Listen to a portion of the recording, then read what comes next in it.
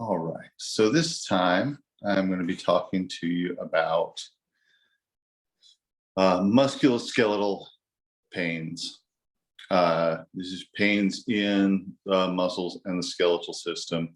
And especially, I'm going to be focusing on the kind of very common scenario of musculoskeletal pains that are caused by overwork or by wear, rather than being caused by specific disease processes, which we'll also touch on some, because I think it's hard to talk about one without talking about the other. But just kind of, the pains and aches that people get from exerting themselves are a very common thing. And,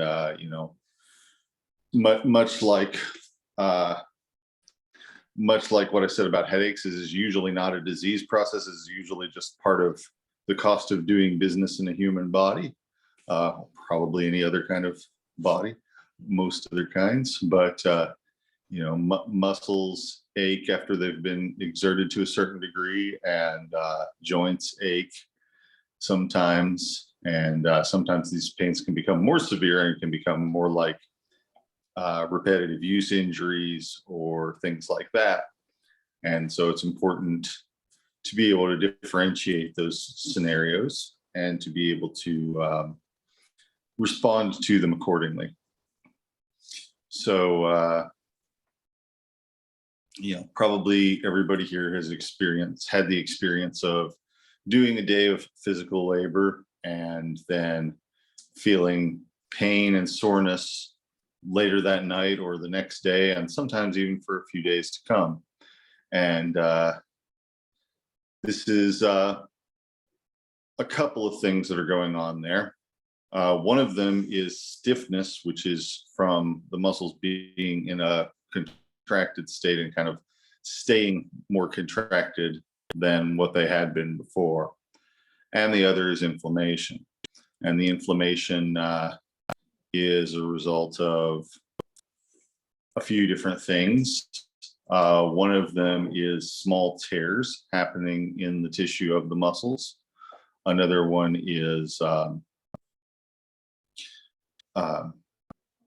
muscle fibers getting extended, which is maybe not a separate thing from the tears. They kind of go together.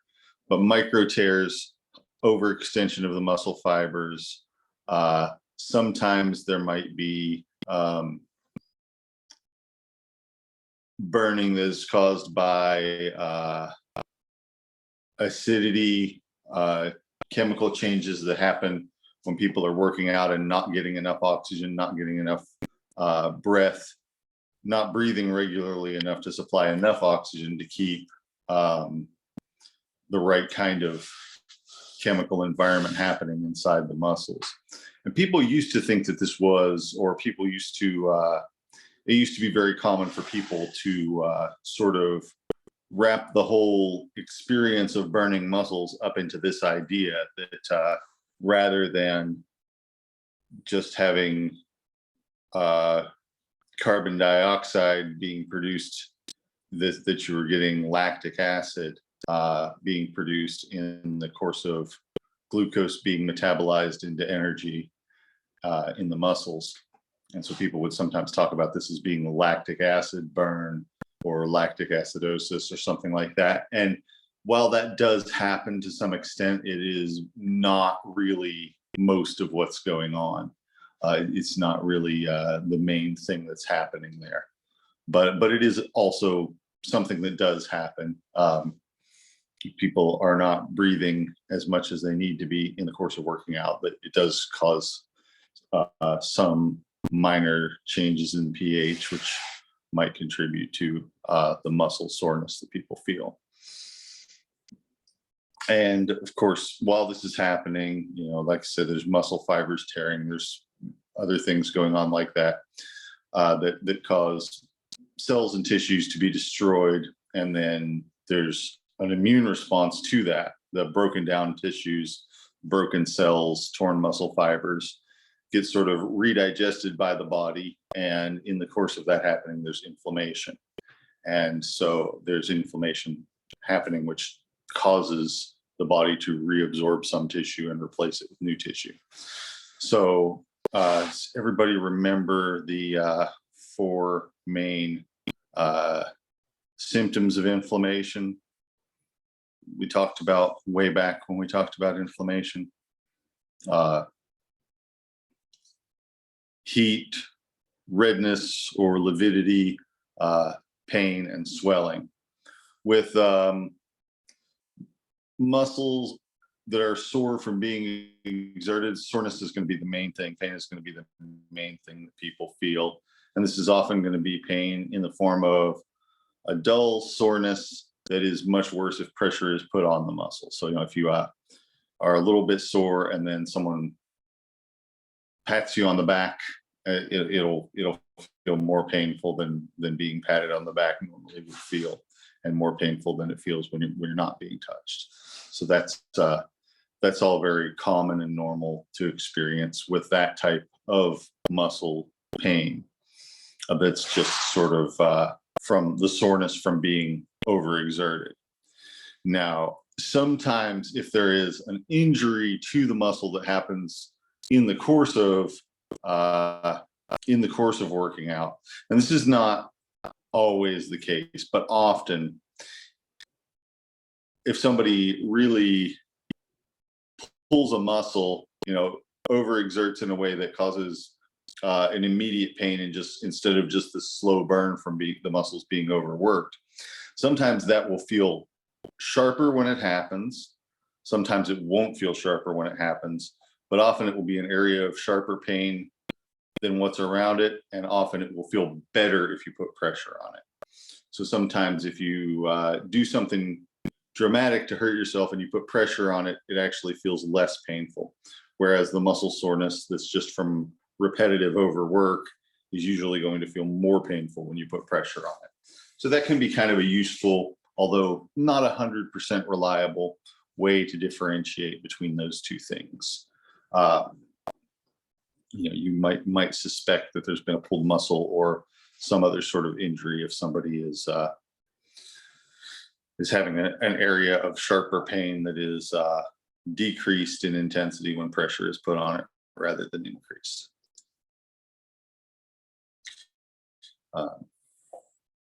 If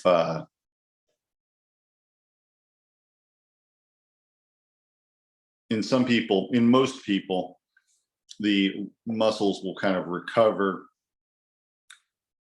in a day or a couple days. A lot of the time, it's normal for somebody to be more sore the day after they've done something that's more strenuous than what they're used to. So if they, have a particularly hard workout, a particularly vigorous bout of physical activity, a particularly hard day of work, then the next day they're usually going to be more sore, but the day after that, it should be significantly better.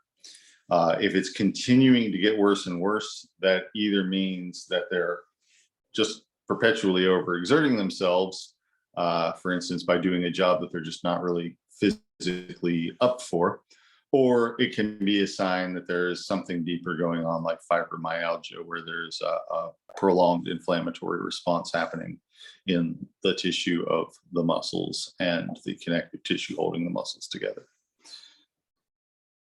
Just a second.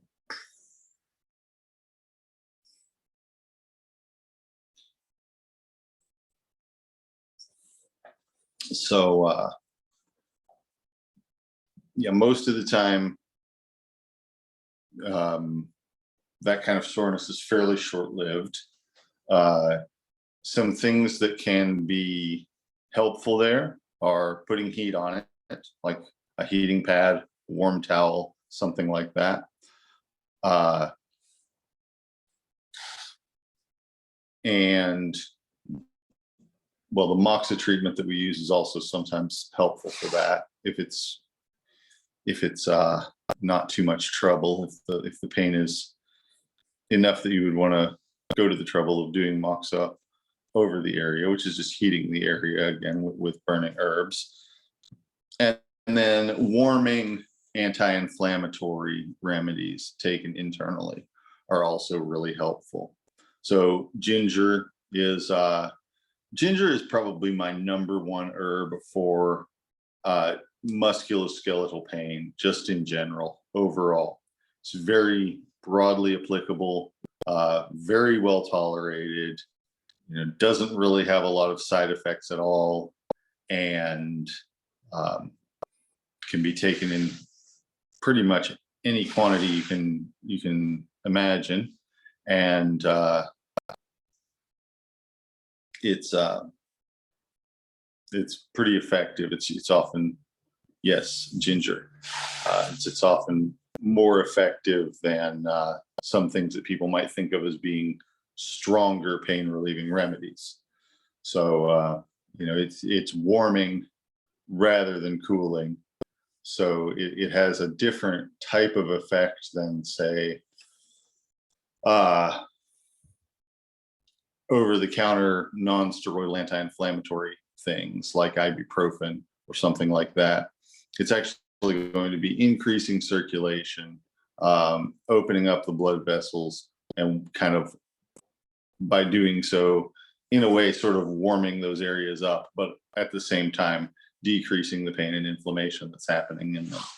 So it's a really good one for these types of things, especially if it's just a very simple, uncomplicated source of pain, like a day's overexertion, basically like the simplest, most self-limiting type of musculoskeletal pain. Then it's really great for that. And there's seldom any reason to use anything more drastic than ginger.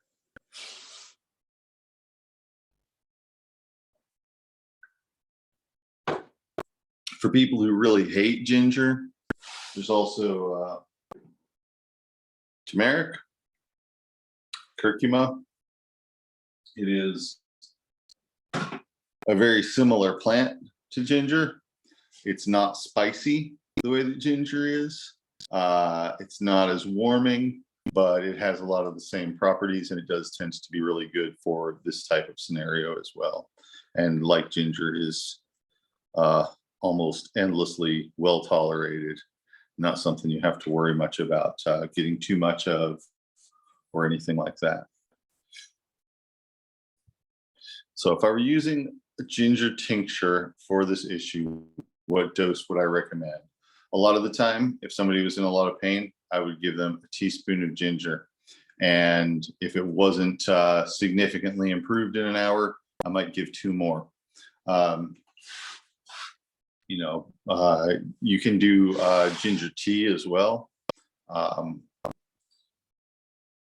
Depending on how much pain somebody is in, they might even want to eat some peeled ginger. Peel a section of ginger root and have them chew it up and wash it down with some water.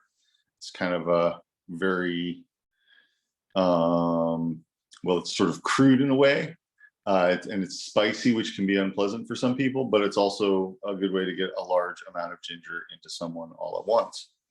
And, it can make a burning feeling in the stomach because it is spicy, but other than that, it's not really going to do much harm. And a lot of the time it will help with this type of pain and some of the other ones that I'm going to talk about as we go along tonight. So that's kind of some of the things that you might do. Rest, of course, heat, and warming anti-inflammatory remedies like ginger. Turmeric is a good one too.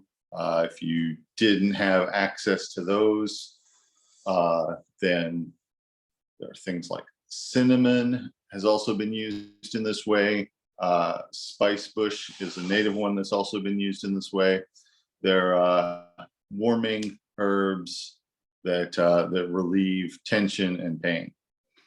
And a lot of the time, like I said, with these incidental self-limiting aches and pains that come from just overexerting yourself, I would usually just try that, and that would probably be all you needed to do. You don't usually need to do anything drastic with those types of aches and pains because they themselves tend not to be very drastic. Now, what gets into a little more of a complicated situation is with muscles. is when you have repetitive use injury where someone is in pain, not just from a day of overwork, but maybe from weeks or months or even years of bad body mechanics, of wearing shoes that aren't really good for your back, or doing a job that involves bending and twisting and picking something up. I worked with a group of people when I was a teenager where we were unloading trucks, and just about everybody who worked that job for a long time, I only did it for a few months because it was the Christmas shopping season, and they needed extra help, and so I was a seasonal employee. But a lot of the people who did that job just kind of as their year-round job, they had a almost universal rate of really bad back problems, and it was because the body mechanics involved in doing the job involved picking something up off of a conveyor and putting it over on a stacked pallet, and it was just sort of like using the muscles in a really mechanically bad way that just predictably led to failure and damage. And there are a lot of jobs out there like that. There are a lot of jobs out there where the hard work is people would say back-breaking work, but it's work that really does damage your back, damage the muscles that hold your body upright, especially. And you will also see repetitive use injuries taking a toll on joints, which can be the knees and the hips and the joints of the lower spine, especially for things that are weight-bearing or load-bearing, where people are picking up weight, picking up things and moving them around. And then in things that involve small movements of the hands, like typing, then you get tendinitis. Sometimes you get carpal tunnel, which is where sort of a passageway through the bones in the hand gets inflamed to the point where it's causing compression. And then you also get neck problems from people being bent over what they're working on, looking down at what they're working on, or looking down at a screen or something like that. So you get compression and pain in the muscles and the joints of the neck, and in the muscles and the joints of the wrists and hands, which can lead to pain and numbness. Pain in the joints and numbness further out from the joints, distal to the joints, we might say, which means further from the center of the body than whatever joints are involved. So often you'll have pain in the elbow and numbness in the fingers, or pain in the neck and numbness down the side of the arm, something like that. Or with the load-bearing joints, that tends to be more just soreness in those joints, and often squeaking or noise when those joints are moved. And that's all inflammation. That's all inflammation. With the muscles themselves, especially the muscles in the back, sometimes you get some scarring happening in those as well, where there are tears happening and fibrous connective tissue growing in to fill in those tears, and then over time that resulting in a more gristly sort of muscle that can be very stiff and unyielding. So when you have someone in that type of situation, which is not at all uncommon, and which some degree of that is experienced by a lot of people, especially physical laborers, but also desk workers and people who work on assembly lines. And it especially happens later on in people's working lives. So, less so in people in their 20s and 30s, but more so in people older than that. Although it happens in all age groups, it does occur in all age groups. So, don't think that it couldn't be happening in somebody just because they're in their 20s or something like that. It has a lot to do with the specifics of what they're doing with their body and just how resilient their individual body is to that scenario. So in those cases, you often will have prolonged inflammation that's sort of more deep-seated, and you will often have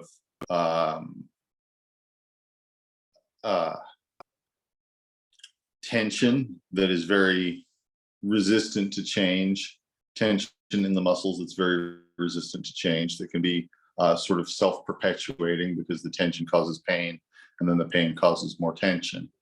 And so interrupting that cycle can be really helpful.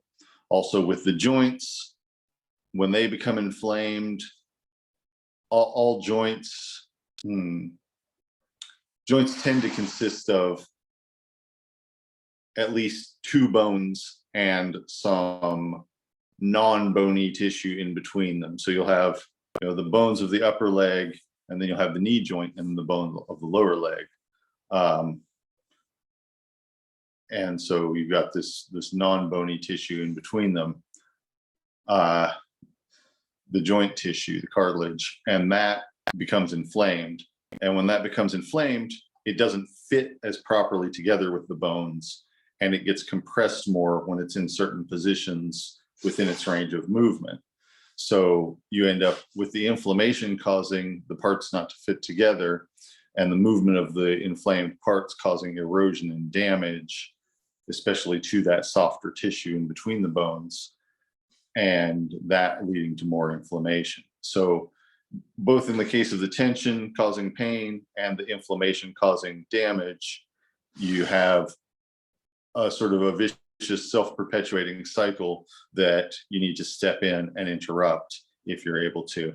And then you also have the pain on top of that, which is not necessarily, a lot of the time people will take something for pain, but it might not be fixing the tension or the inflammation.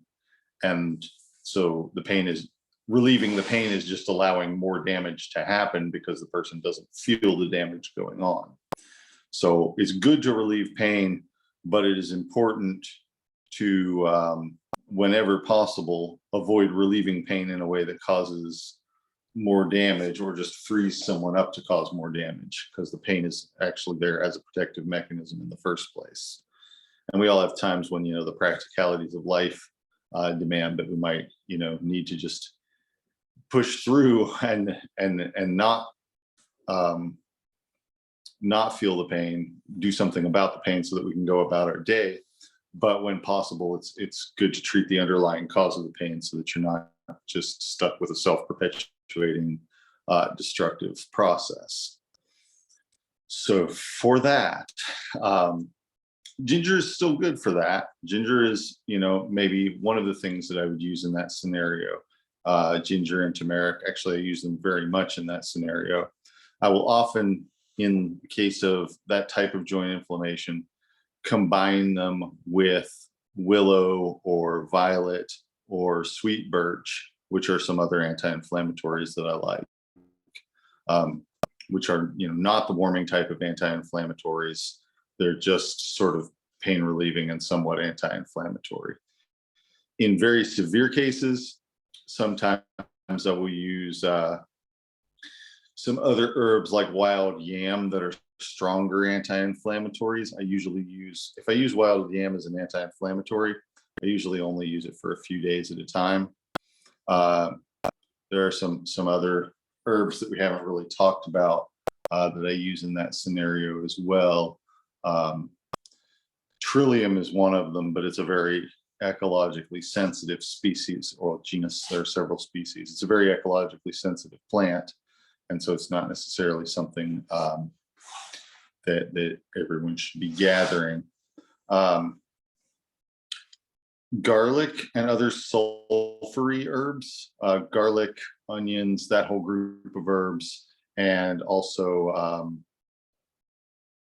club moss, which is another sulfur-containing herb, and things in the broccoli family, cruciferous vegetables like mustard, which we've talked about before. Those are warming anti-inflammatories that are of a completely different sort than what ginger is. They work through a different mechanism of action.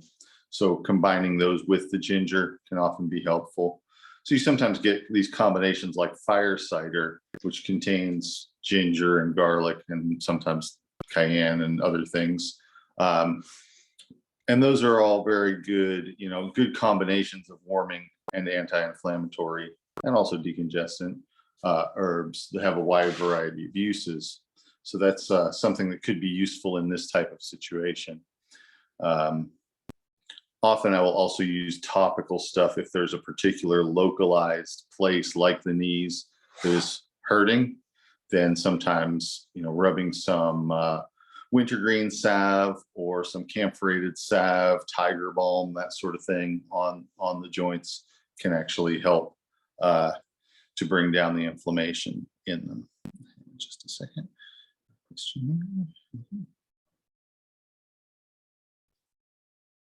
And the question is, how much wild yam would I use? A lot of the time I would start out with something like 3 to 5 milliliters of it. The dose is less important than the fact that you're getting it in there and trying to use it and maybe increasing the dose as you need to. So that's something that I use sometimes, especially when it's, like I said, a more of a long running situation. Now, if somebody just hurts their knee, say they're have a fall or they twist their knee doing some particular thing, and it's like traceable to a specific moment and not just something that's built up slowly over the course of time, then I usually won't use that type of anti-inflammatory, and I'll focus more on just short-term treatments like the ginger and the garlic and things like that, more spicy warming anti-inflammatories. And the topical stuff and heat are also good for that too.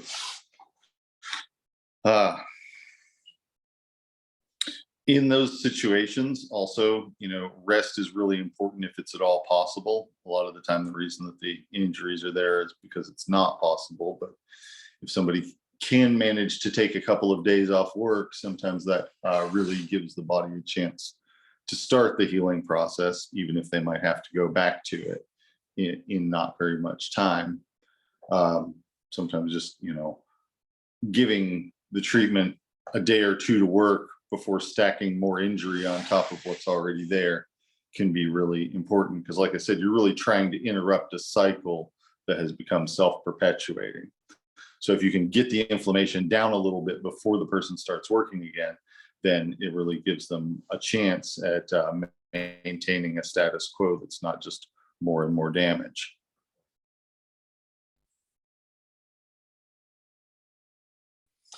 So with people with heartburn and reflux, if these warming herbs are irritating, or even just people with sensitive stomachs, if these warming herbs are irritating, first of all, I recommend taking them with water. And sometimes that makes a big difference. And then if the person just really can't tolerate spiciness at all, turmeric is a pretty good one for that. That's not spicy. It tends not to be irritating in the same way. And then the salicylate containing herbs, the willow and the sweet birch and violet syrup. Those are other options that are not spicy, that would that could be helpful in that situation.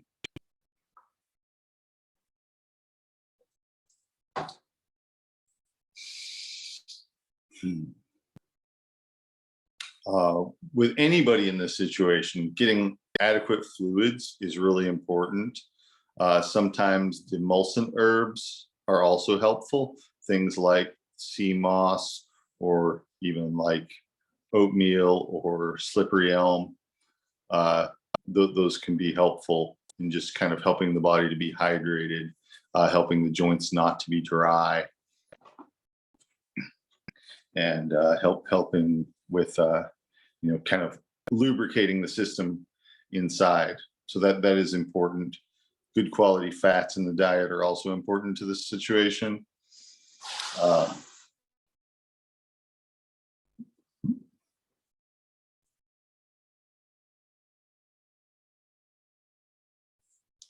Okay, which herbs is helpful to support the mineral and vitamin content?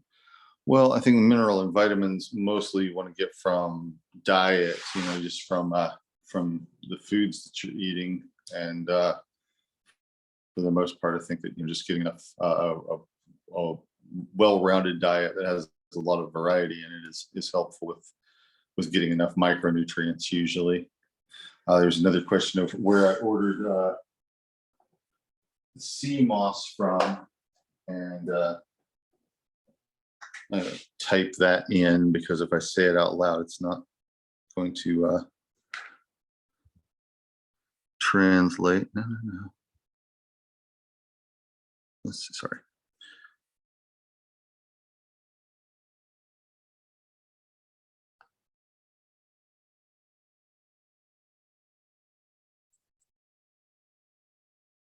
It's called Blah Namara, but Blah is spelled B-L-A-T-H, which is perfectly consistent with Irish rules of spelling, but seems weird when you look at it from the perspective of English rules of spelling. So yeah, I order it from family business called Blah Namara that's on the Aran Islands off of the west coast of Ireland. Andrew, I have a question. Yeah. So for people who have recurring like joint injuries, muscle injuries, just from their body, just deciding it's over with working. Those people who have specific dietary restrictions as well also can't get like adequate fats and stuff. How would you approach that? Because I know you can't just give one herb or two herbs or three herbs and fix it. It's a whole systematic thing. So how would you create a protocol for someone so difficult like that? Well, that is a complicated situation, and I would try and figure out what they can tolerate diet-wise and kind of try and build something from there that is as close as you can get to what they would need, and then try and figure out what anti-inflammatory stuff they would be able to take. If I couldn't get somebody to take anything at all, and I was having to do it completely, without that, I would probably use moxa and some external anti-inflammatories. And there's a lot you can do with that as far as pain and getting tissues to heal themselves. And with the moxa, it would mostly be a matter of heating wherever the pain is, around the joints and things like that, joints, muscles, injury sites, and then also putting anti-inflammatory herbs on those in between moxa sessions. So that's something that doesn't necessarily require their digestive system to tolerate anything. And then like I said, I would try and figure out what it is that their digestive system does tolerate and try and go from there as far as building an approach that was specific to that person. Great, thank you. Yes, yeah. It does.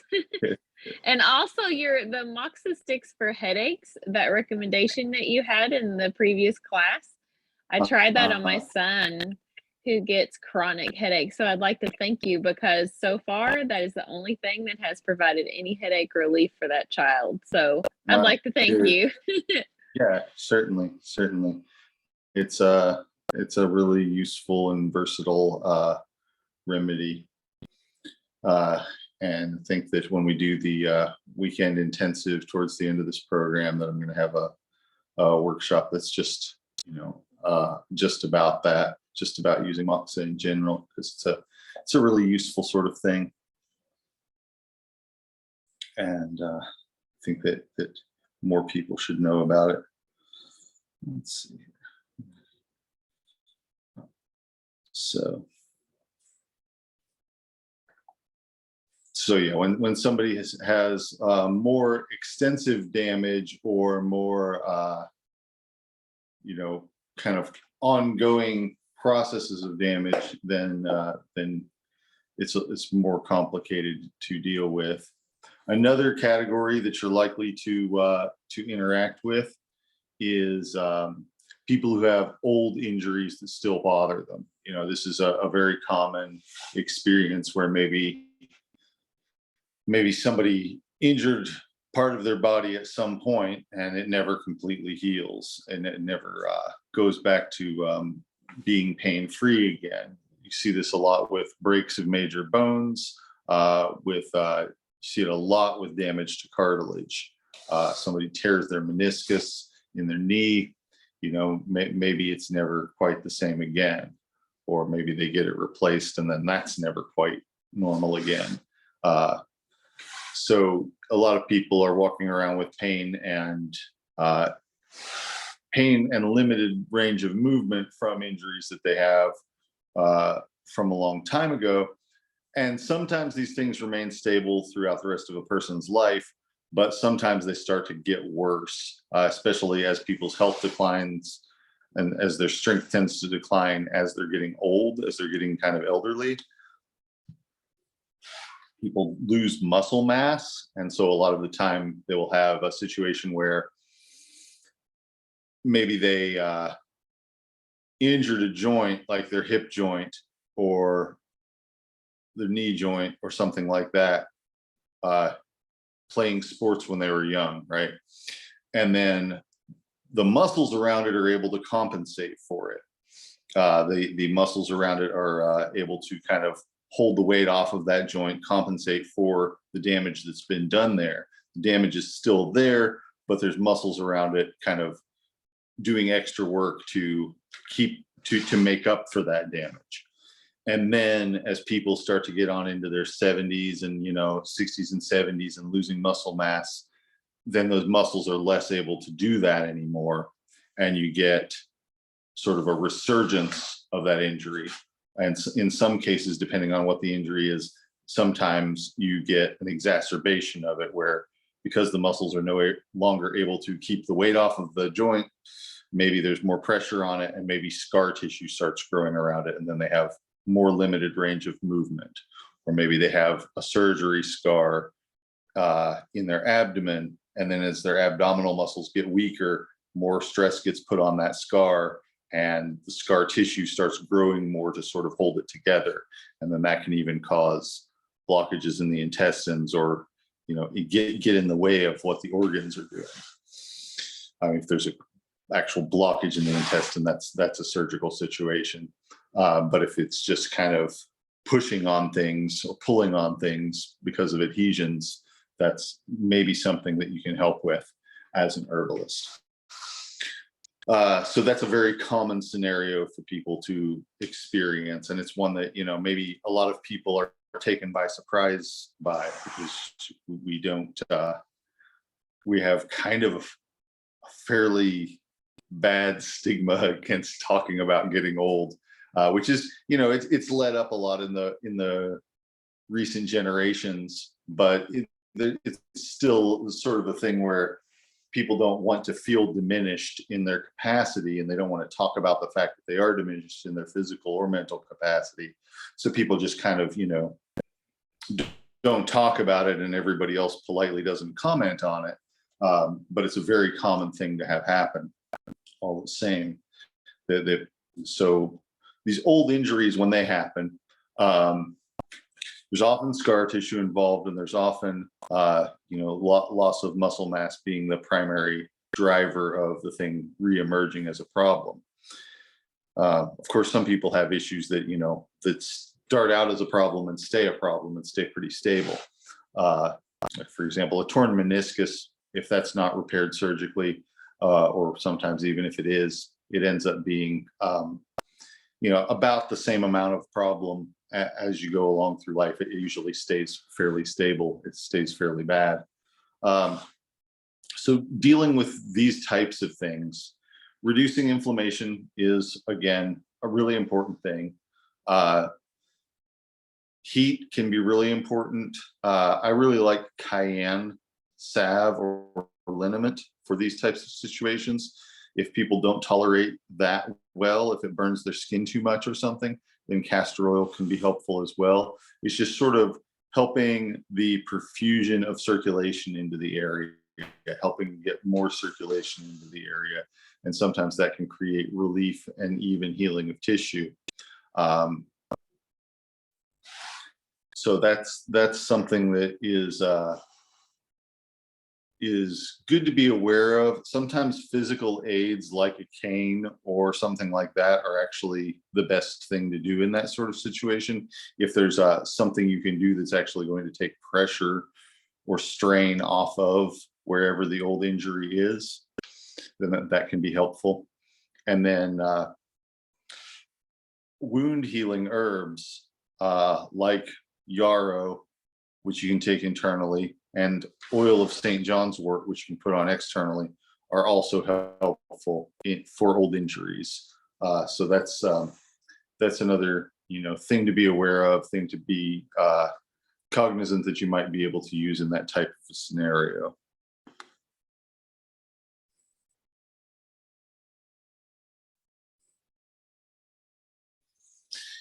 Yeah, usually with cayenne, I usually make a liniment rather than a salve. I can put the recipe in the comments to this video when I put it up.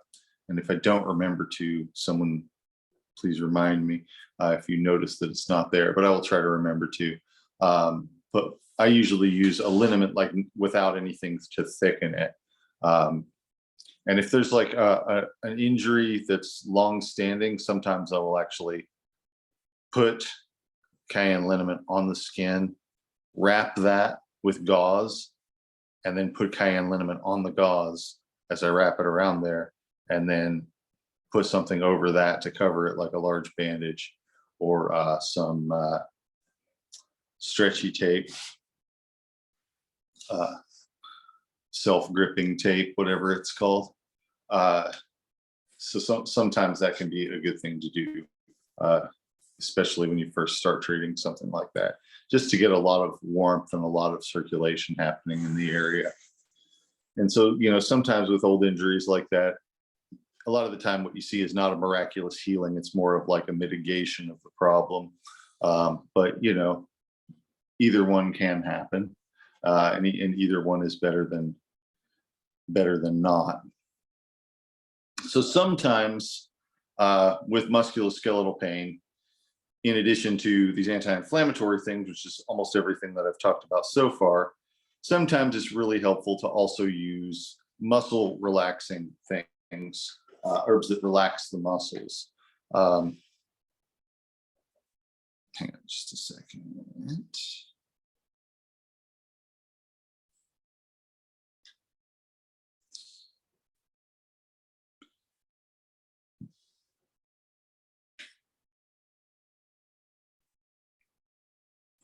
So, question about really tricky injuries like frozen shoulder. Sometimes the warming remedies are really helpful for that. Sometimes I use moxa, sometimes people really need physical therapy and various other things too. But it's with more complicated injuries, it's more on a case-by-case basis. Another question was whether I use cajeput or arnica for old injuries. Arnica I would mostly use for new injuries. But I would use, either of them could be used for old injuries if they were old injuries that were starting to get worse. If you have them available, if you have a source for them, either one could be used in that situation. Because really with the old injuries getting exacerbated, what you're actually having happen is new injury happening to an old injury site as the muscles are no longer able to support it or whatever. So yeah, muscle relaxing herbs. We've talked about a few of them so far. They are things that just sort of decrease the tension in the muscles, which can help a lot with, especially if there's ongoing soreness and things like that. It can help to take them before sleep so that the muscles have a better chance to recover. Sometimes it can also help to take them right after the exertion event.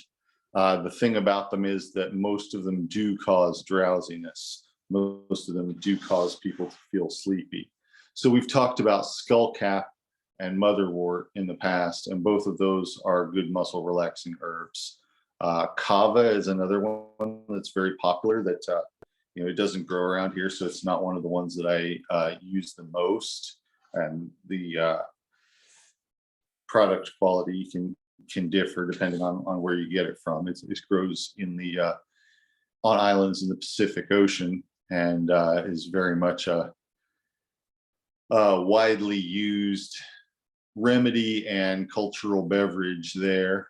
So it's got a long history of use, and tends to be fairly uncomplicated. It does cause drowsiness too. In some people, if people overuse it, because like I said, it is kind of a social beverage in some of its native range. If people overuse it, you can get liver problems, just like you could with people drinking too much beer or something like that. It's not from the alcohol; it's from the substances that are in the kava, but it's produced that have to be processed by the liver. But in normal therapeutic type quantities, like say a spoonful of the tincture or something like that, you're not really going to see that unless somebody's got other liver problems. So kava is a pretty good one. Stretching is also really helpful. For the most part, I like slow, gentle forms of yoga rather than anything dramatic, or there are a lot of different stretching programs out there, and most of them are okay if they're done safely, but if they're done carefully. But yeah, yoga has a pretty long history of use, so I usually steer people towards that if I feel like they need stretches. So that can be a really helpful thing with different types of musculoskeletal pain, especially if somebody's having like spasms, cramping, stuff like that. You can take something like motherwort to try and make the spasms not happen, but sometimes just stretching that muscle in the opposite direction of the way that it's trying to spasm will deal with the spasm in a more lasting way without having to put in some sort of substance that's altering how your body's working that might make you feel drowsy or something like that.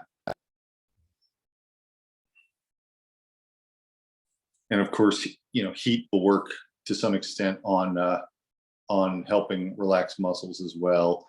Hot Epsom salt bath is pretty traditional. I'm not really sure how much difference the Epsom salt makes, or why the Epsom salt makes a difference, but it does seem to help people feel more relaxed when they're bathing in that. But I think most of it is just the hot bath itself, hot water, and being immersed in hot water can be really softening to the muscles. So that can be a good thing to help with that. Well, I'm not sure if what the Epsom salt really does as far as detoxifying the body. I think that the process of sweating is really helpful as far as getting waste products out of your body. I've heard different ideas about how the Epsom salt helps with that, but I'm not really sure about them. But it does seem to help. People do seem to enjoy it, and I don't see there being much of a downside to it at all. So yeah, hot water is a really useful thing, and particularly being immersed in it. And of course, you can add other substances to the water as well, like lavender. You can put lavender in a little pouch or a sock or whatever, and put that in the hot water, and that will you'll have the scent of it and the essential oils from it and everything in the water, and that can be relaxing too. So that sort of thing can be really helpful for muscle tension and musculoskeletal pain.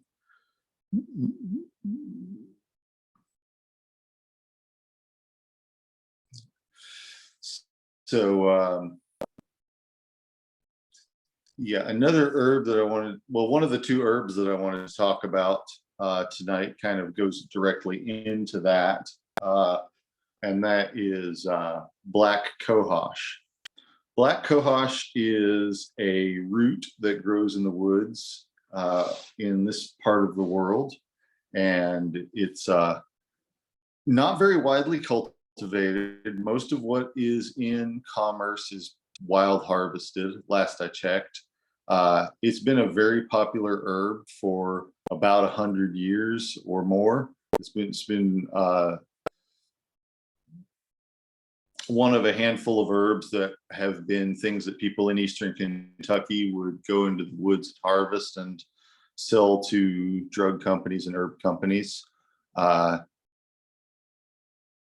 Most of what gets harvested from Eastern Kentucky now gets sold in Europe, gets made into remedies and then sold in Europe. Although it's very popular, it's one of the most popular, probably one of the top 10 herbs in the United States as well. And so you can go into, Walmart pharmacy or something like that, and they'll often have remedies made with black cohosh. In modern times, a lot of what it's promoted for are menopause symptoms like hot flashes. And traditionally, it's also very much been used as a muscle relaxer. And it doesn't cause much drowsiness at all. So it tends to be calming. It does sometimes bring people's blood pressure down a little bit. And but it's usually not, it doesn't usually create a lot of drowsiness. It creates more just relaxation of the muscles, and it works on smooth muscles as well as striated muscles. So striated muscles are the type of muscles in your body that attach from one bone to another and move your skeleton around. And smooth muscles tends to be on the insides of hollow organs or on the lining of hollow organs that cause those organs to contract. So the uterus, the bladder, the intestines all have smooth muscle involved in them that help to move things. And so uterine cramps are a really good use for it. Hot flashes is something that is promoted for a lot. The studies that have been done on it in hot flashes get mixed results. So it probably depends a lot on the quality of the product being used as to whether it works or not. In my experience, it works pretty well for people, but it doesn't seem to work very well in menopausal symptoms after a hysterectomy. So it doesn't seem to work so well for people that don't have a uterus. But so it might be stimulating the uterus to produce hormones, or it might just be relaxing it, and that might change how that sort of thing functions. I don't exactly know for sure. I don't think that anyone exactly knows for sure, but it contains a lot of alkaloids, a lot of steroidal type compounds that interact with and support the endocrine system. So often you'll see it promoted as balancing hormones, which is sort of vague language. I mean, there are a lot of different hormones, and it has an effect on some of them.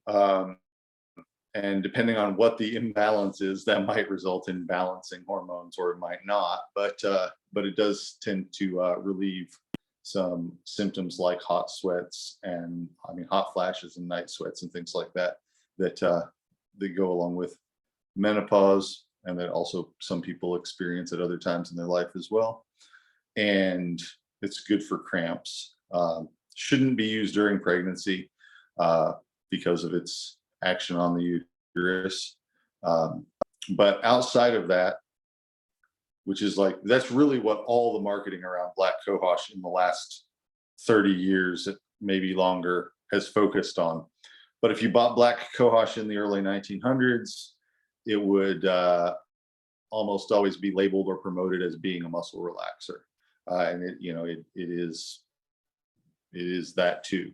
It still does that. And so it's a very good thing for relaxing cramps in somebody who has really bad diarrhea. It's good for relaxing uterine cramps.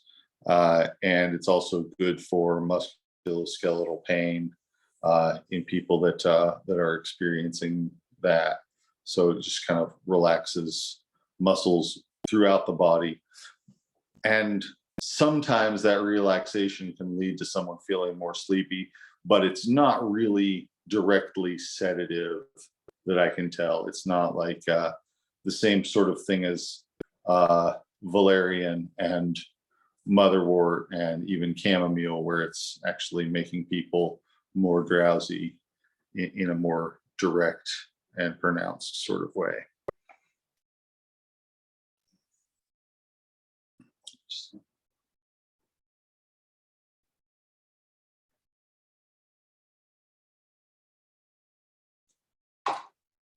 Now, there are a couple things that are really important to know about black cohosh. And one of them is that it is somewhat ecologically sensitive. It's not the most ecologically sensitive plant out there, but it is kind of something that takes years to grow to full maturity. And it is selective about the type of habitat that it will grow in. And like I said, I've seen some small scale efforts to cultivate it, but most of what's on the market is actually harvested out of the woods from wild places. Hang on just a second. Yes, it grows in the river forests. It grows in a lot of eastern Kentucky has a lot of black cohosh in it. So it's very easy to find large stands of it. Well, I'll say very, very easy. If you're in the right type of habitat, you will often find large stands of it. Like maybe you'll find a small valley or area along a creek that isn't flowing all year long, but only flows when it's rainy. And this whole valley will be, the understory of it will be blanketed in black cohosh. And that's, you know, for you as a single herbalist, maybe that's all you would ever need. You know, maybe you go in there and you get enough to make a gallon of tincture, and that does you for the year, and it doesn't even make a dent in the local population. But when you start looking at like big companies like the makers of Remifemin, which is a very widely sold black cohosh standardized extract, where people are harvesting tons and tons and tons of the stuff, it's easy for it to get over harvested in some areas.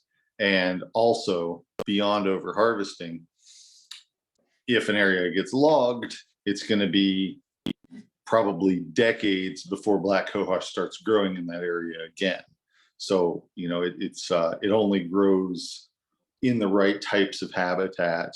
And, you know, even if you go into the woods where it grows in certain parts of the woods and it doesn't grow in other parts of it. So it's not the sort of thing like lavender, for instance, where people are just going to plow huge fields and plant rows and rows of stuff. It's really kind of picky about where it grows, which kind of trees it grows under, what sorts of hillsides and stuff it grows on.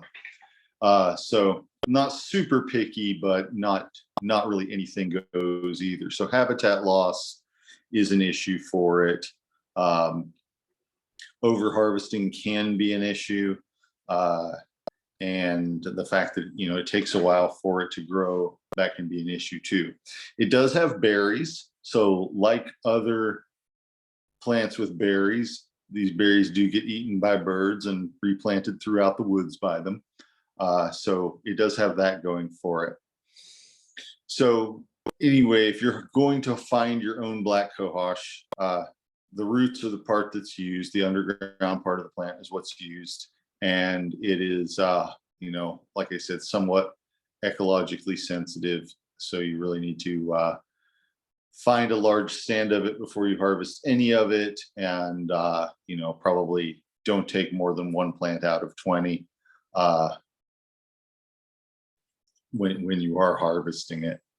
And that's the other thing that goes along with that is that there are some other poisonous plants that look like it.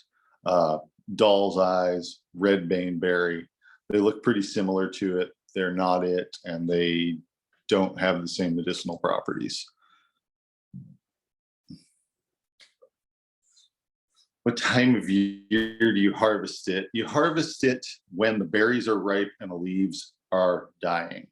It's because that is when it's done making berries for the year that can be replanted, and the energy and substances from the plant are going back into the root, which is the harvestable part. So when exactly that is probably September, October, kind of, yeah, probably more like September. But you know, it's going to depend on the light conditions in its particular nook of the woods, exactly when it gets ripe. There is also a sort of late ripening cohosh that grows in eastern Kentucky, that is a different species but is broadly similar to it, that maybe blooms in October and gets ripe a little bit later. But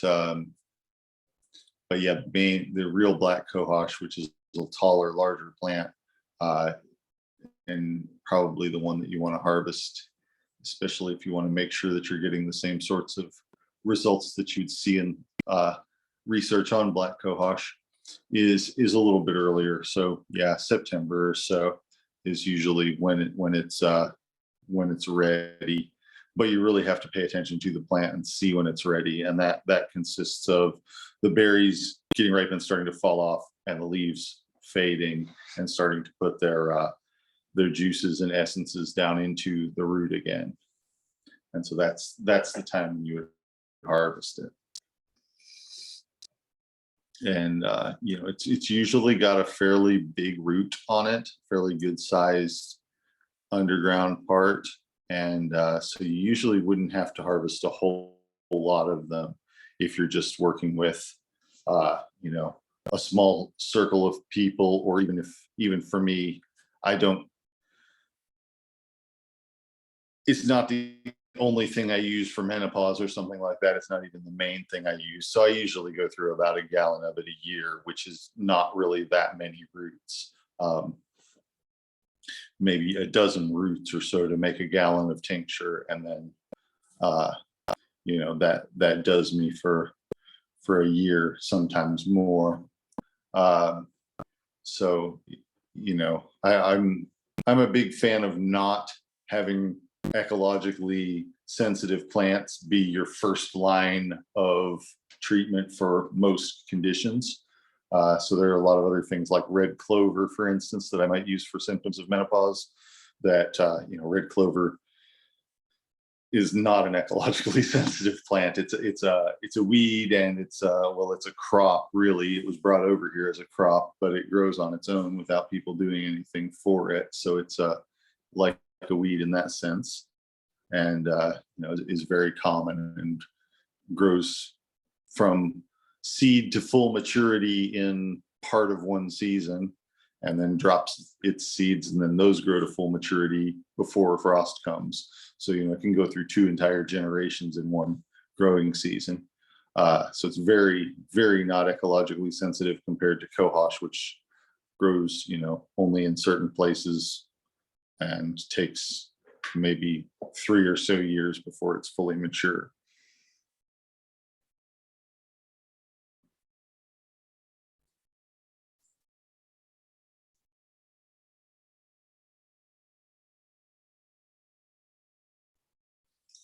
All right, the other plant that I wanted to talk about is goldenseal. Goldenseal and black cohosh are both in the same family. By the way, you mentioned about black cohosh. Its Latin name is Actia racemosa.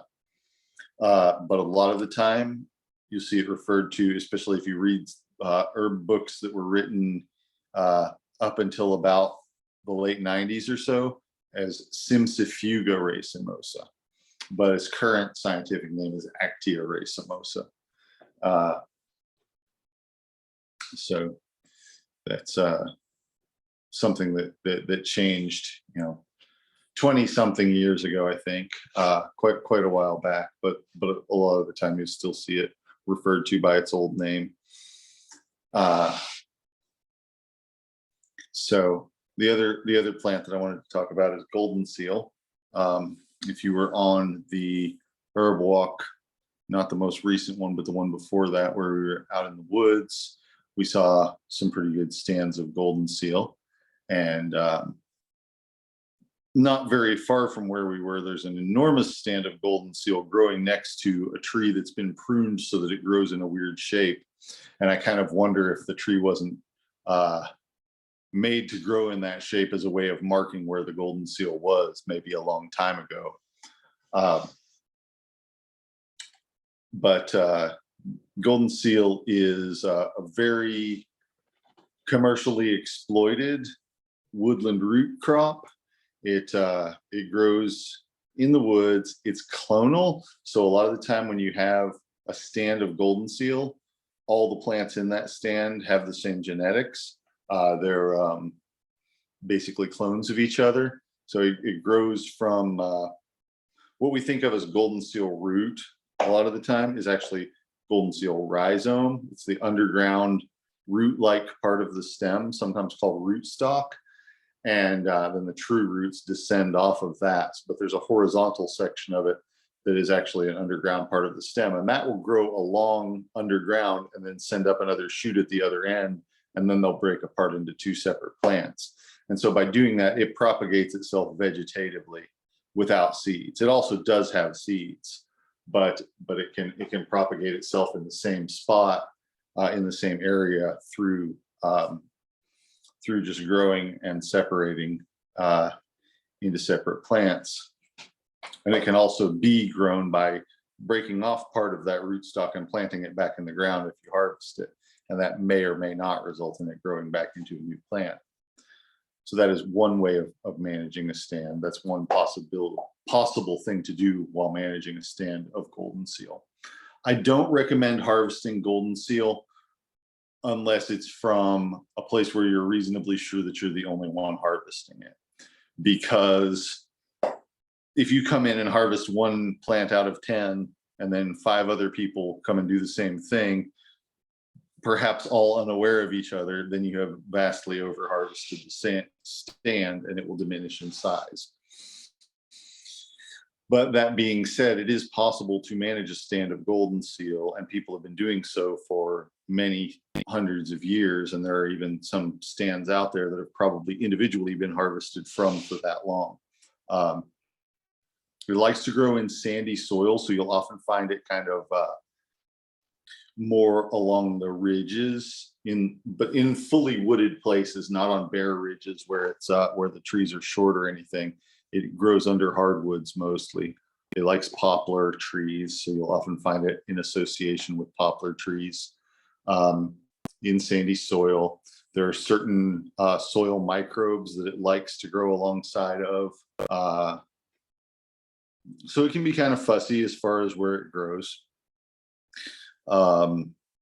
It's been very much a commercially harvested thing, and sort of a small industry in the mountains of eastern North America, including eastern Kentucky, for generations. So a lot of people my age and older grew up harvesting yellow root when they were kids. We sometimes call it yellow root. There's another plant that we also call yellow root. It's just kind of because they have yellow roots. But a lot of the time, so back in the 70s and 80s, this is something that kids would harvest as a way of making extra money. Now there's a pretty strong association of people harvesting it because they're desperate for money, and it being more of an industry that there's more crime and violence around than there used to be, which is kind of surprising. But people will fight over stands of it and things like that sometimes, or poach it off of other people's land and stuff like that. So there is, some of that sort of thing going on. It's not worth all that much money. It's not like ginseng where you get all that much for a pound of golden seal, but it is, something that people can do for money. So a lot of the time, the same people that might steal copper would also harvest golden seal when it's the right season to, and they often don't, harvest it with any sort of view towards sustainability, because a lot of them aren't planning on being alive next year when it grows back anyway. So unfortunately, that's the state that golden seal harvesting has gone to in some areas. Not everywhere by any means, but in some places. So if you are harvesting it, be sure that you're harvesting it where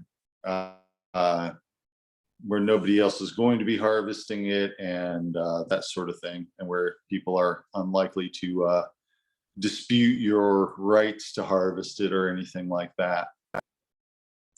Some years it's been possible to harvest it from the national forests with permits, but they're not really letting people do that right now.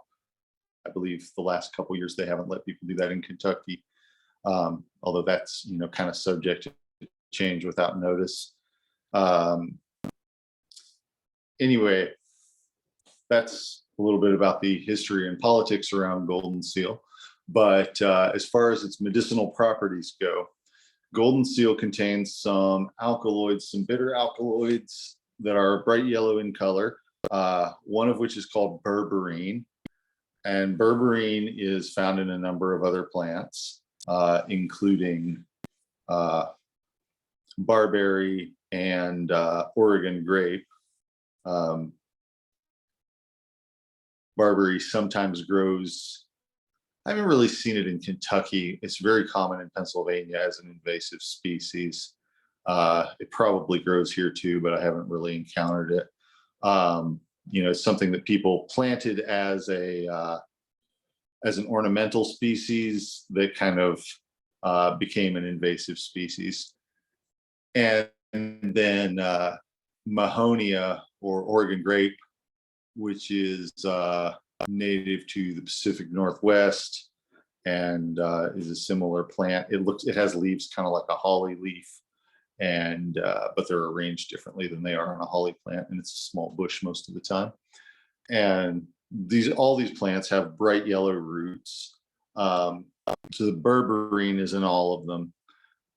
In addition to berberine, golden seal also contains an alkaloid called hydrastine, which is pretty much unique, as far as I know, to golden seal. So all of them that contain the berberine are bitters. They will promote bile production if taken by mouth, tend to speed up movement through the digestive system because of that. And all of them can help get rid of intestinal infections that are directly affecting the intestines.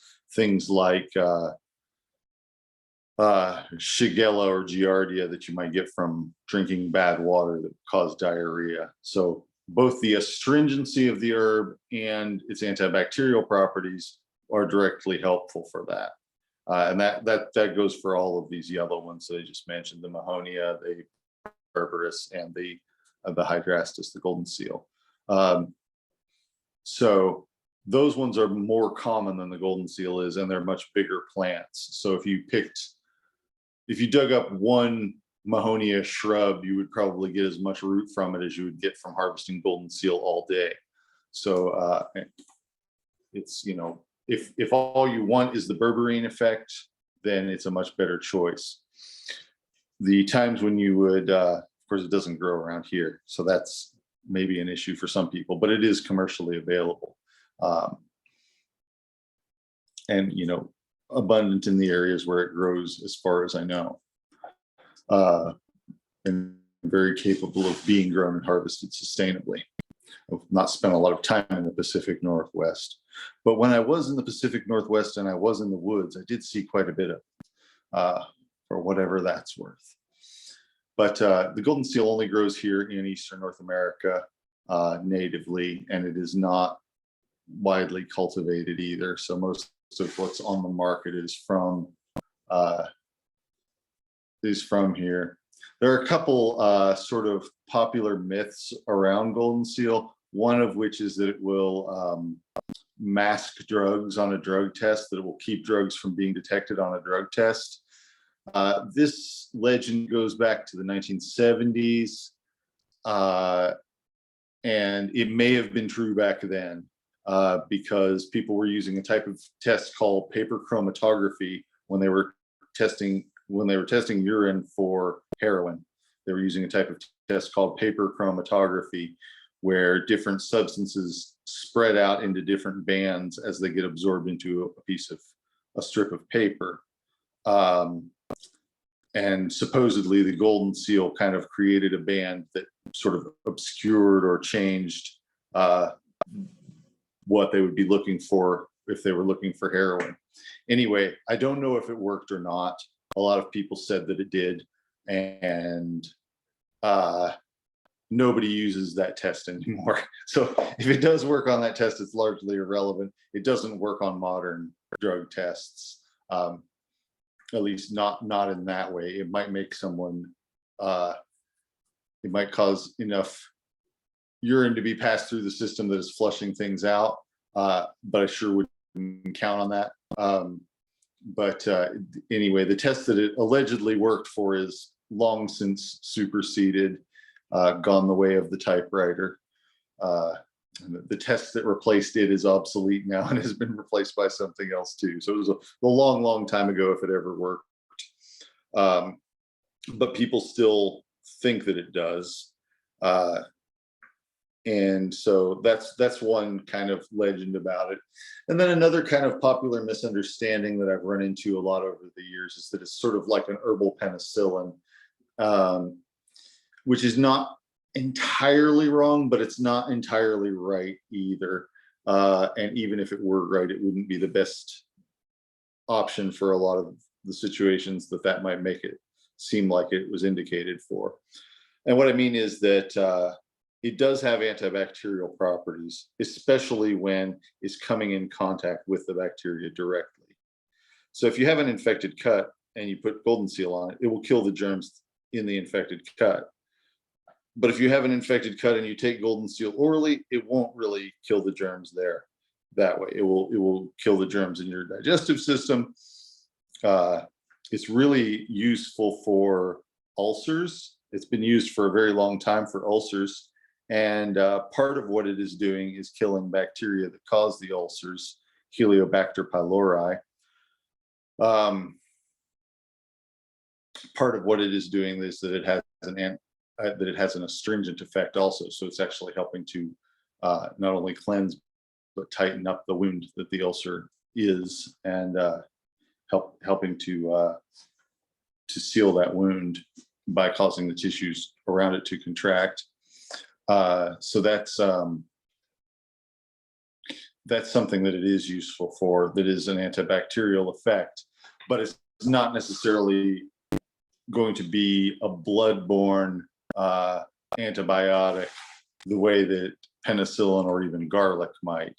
And honestly, if you can treat something with garlic, treat it with that instead of golden seal, because garlic is much more abundant and not ecologically sensitive the way that golden seal is. So that's something to be aware of.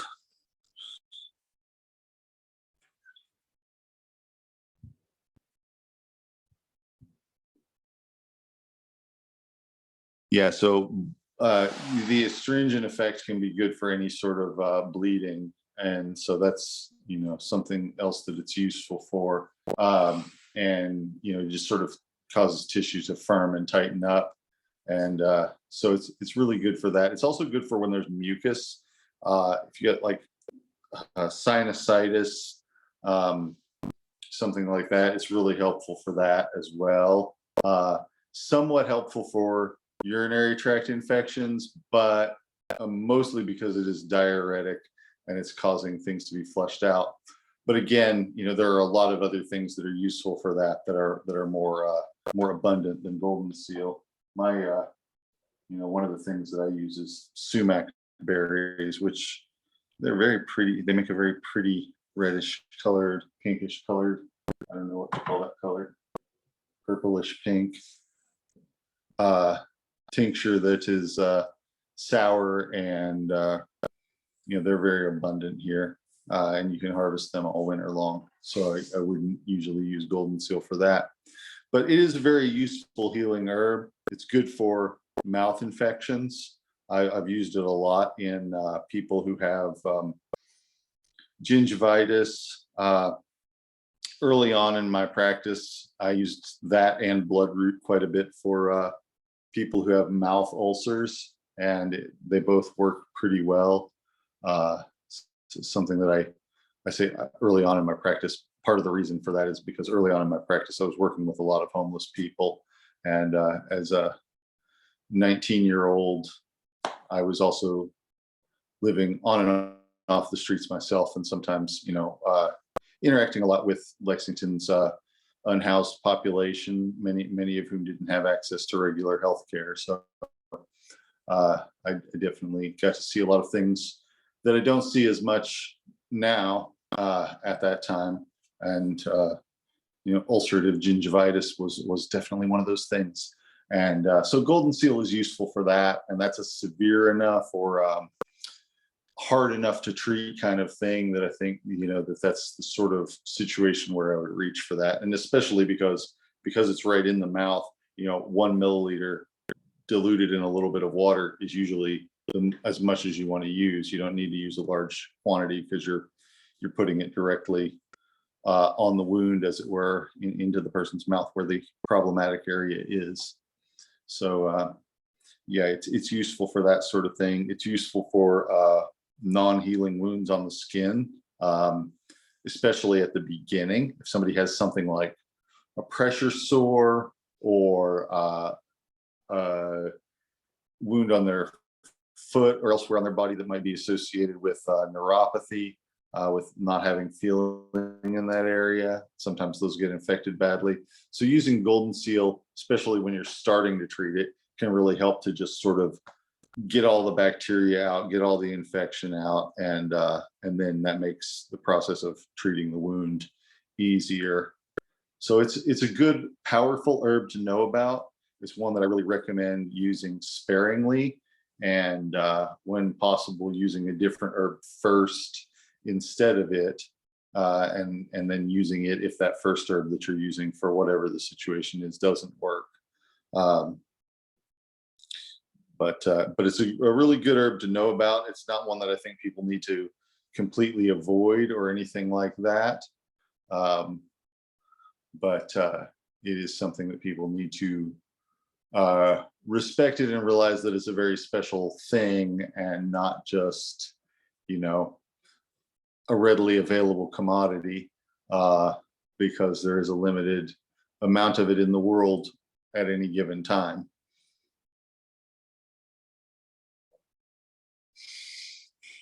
So question is, how is goldenseal as a wash for a scratch in the eye? It's good, but you have to do it in water. You can't do the tincture because you don't want to get alcohol directly in the eye.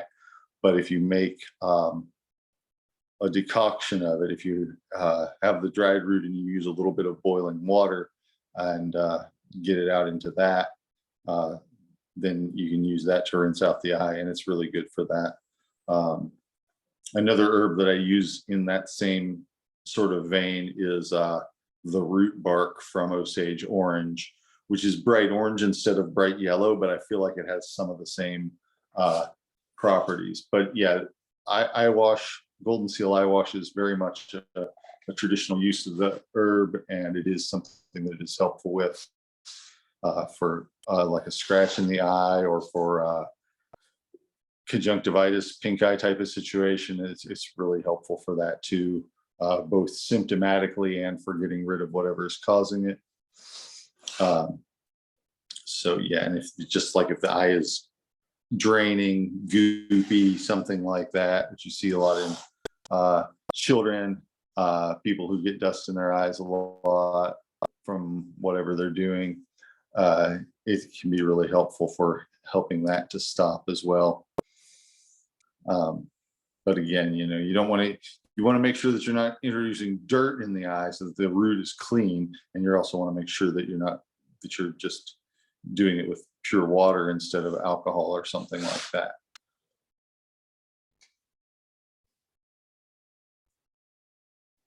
I don't use Osage orange for anything else. Other people do. Lately, I've seen some stuff made from the oil from the seeds. Yeah, I don't really use it very much as far as that goes. The wood is very hard and very, usable as far as being carvable and used for bows and slingshots and things like that, because it's stretchy, springy. But that's really the only thing that I use the root for, that I use it for medicinally myself. But it does have other uses. I've often seen something recommended of using the fruit to repel insects, and I actually know somebody who tried it, and it didn't work at all. They said that if you cut it and put the sliced fruit in the corners of your house, that it would repel roaches, but in fact it appears to attract them, as you might imagine rotting fruit doing. So it's just sort of something that gets repeated a lot by people who haven't tried it, because it sounds neat, but it doesn't seem like it's actually true. Yeah. So yeah, it probably does have other traditional uses as well. I'm not familiar with them. It's something that it's a native plant here, and probably the native people here used it, but I don't know what they did with it. And there aren't really any of them around here to ask about it anymore. So it's hard to know for sure. But I'm sure that there are people elsewhere in its range who have used it traditionally as well. I just am not familiar with those uses. So certainly is a prolific plant. There's a lot of it out there, as we saw when we were out at Heisel Farm Park. There's a lot of it growing there. It does have latex, like other members of the mulberry family, which is often used for latexes from plants like fig and mulberry are often used for skin lesions. And I wouldn't be surprised if Osage orange was used for that too, just because it's kind of a similar type of plant. But I haven't actually, encountered that use of it. So yeah, golden seal, just like black cohosh and like many other woodland root plants, it gets ripe. The berries get ripe in the fall, and the plant starts to die to the ground. And that's when you want to be able to harvest it, is when the leaves have returned most of their components into the roots, and the berries have gotten ripe, so that the seeds can be replanted. And it's a good idea, if you're harvesting golden seal, to take those seeds and replant them in the area in and around the existing stand where they can grow. Of course, if you are coming along and harvesting them, it may be the case that by the time the leaves are wilting and everything, birds and squirrels might have already eaten most of the berries. There might not be that many for you to do that with. But if there are, it's a good idea to replant them. And as far as dividing rootstock goes, sometimes I've done that and sometimes I've not. Because if you were going to gather a given amount of golden seal, say a pound of it, or any amount, whatever, the number of plants you would have to dig up is going to be more if you're putting a piece of it back, and that piece may or may not grow into a new plant successfully. So usually I don't do that. Usually I just try to gather fewer roots and leave more of them intact, rather than trying to split them and running the risk of, keeping half of the root and wasting half of the root from a larger number of plants. So Some people do that though, and it is a way that you could potentially keep the number of plants in the stand the same, even though you were harvesting from it. But if you are harvesting from a stand, like I said, you want it to be a stand that nobody else is harvesting from. And you want to have a pretty general idea of how many plants are in the stand this year, so that when you go back next year, you can see if you're keeping the same numbers up. And if you're not, then you need to give the stand a break, because you don't want to be, even if it's only a few plants less each year, it will dwindle to a point where it can't sustain itself anymore, and then it will crash all the way down. So, you have to be careful of that. The places that I harvest goldenseal from, one of the areas I've been harvesting from for about 20 years. And then there's another area that I've been harvesting from for almost all my life. So it's even though an individual plant probably doesn't live that long, they're perennial, so they live multiple years, but the same stand will persist in the same place for generations, for decades and maybe even centuries if allowed to. So the stands function almost, because they're all, like I said, clones of the same plant. They function somewhere between a community and a single organism, and they can, stay in the same place for a long time, or the stand can actually migrate slightly if there's better light or whatever. Maybe the plants on one end of the stand won't. We'll kind of, send rhizomes a little ways towards the other direction, and they all come up, an inch further over to the side than they did the previous year. So they actually can move around a little bit, at least as far as where the above ground part of the plant is coming up. And over time, with new members growing and old members dying away, the stand can actually move a significant and noticeable distance across the forest floor if the light conditions change or something like that, or if a path starts being made through it by animals or people or something like that. You'll often find it, like I said, in association with poplar trees, also maple trees. If you find poplar and maple together, you've probably got the right soil type and the right terrain for goldenseal to grow in. And over time, that it may show up there or it may not, depending on whether there are other stands nearby that seeds can get distributed from and that sort of thing.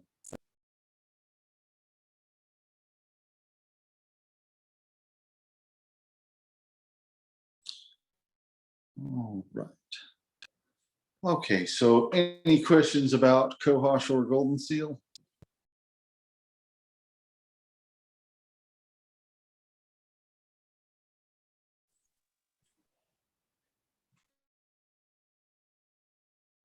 Okay, so with black cohosh for tendinitis and for it's really, especially for the muscles, more than the inflammation, it's for relaxing the muscles, but that could be relevant to tendinitis.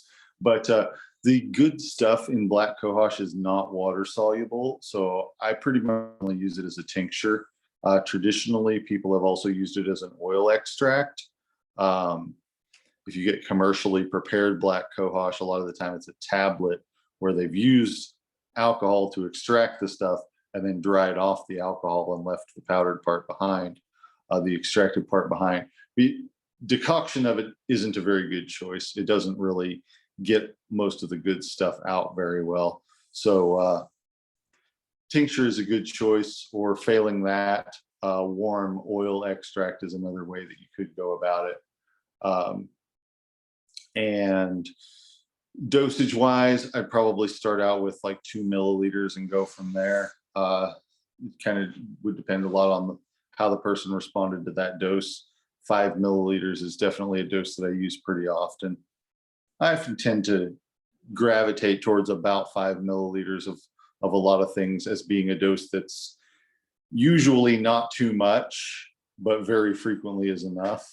Usually not too little, and it's usually not too much. So a lot of the time that's where I'll start out with dosage, or half that if it's a strong herb like black cohosh. And then the question of, I mentioned black skull cap as a muscle relaxer. Do I use that in tincture or tea? I use both tincture and tea.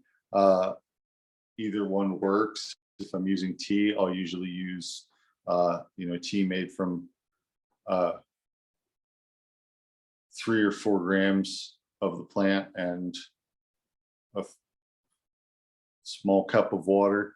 If I'm using tincture, I'll usually use 2.5 to 5 grams of the tincture to start out with, and kind of depends on what sort of effect that has with the person. So a lot of the time what I would be wanting to do is either relax their muscles a little bit but not put them to sleep, or relax their muscles and help them fall asleep, because sometimes people with a lot of muscle tension have a hard time getting comfortable. People who are in pain have a hard time getting comfortable, and that makes it hard for them to sleep, which makes it impossible for them to heal.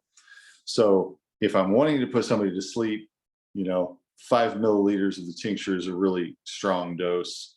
2.5, something like that would be a less strong dose, maybe 1 dropper full, even if somebody just wanted a little bit of muscle relaxing but didn't want to be drowsy.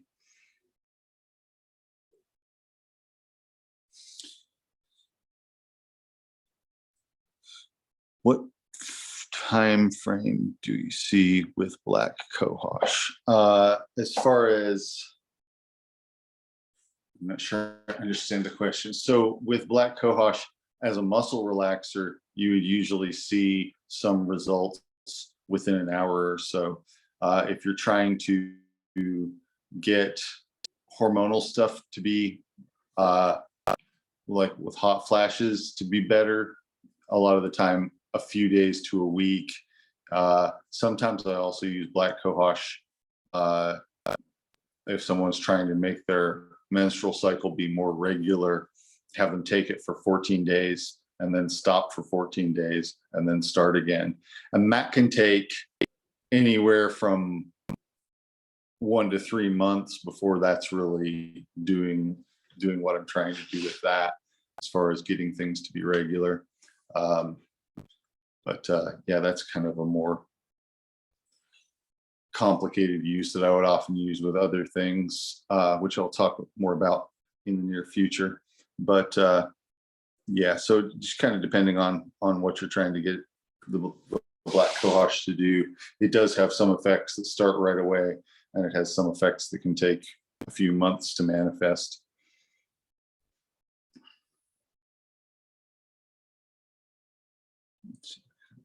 All right. Okay, well, any other questions for today?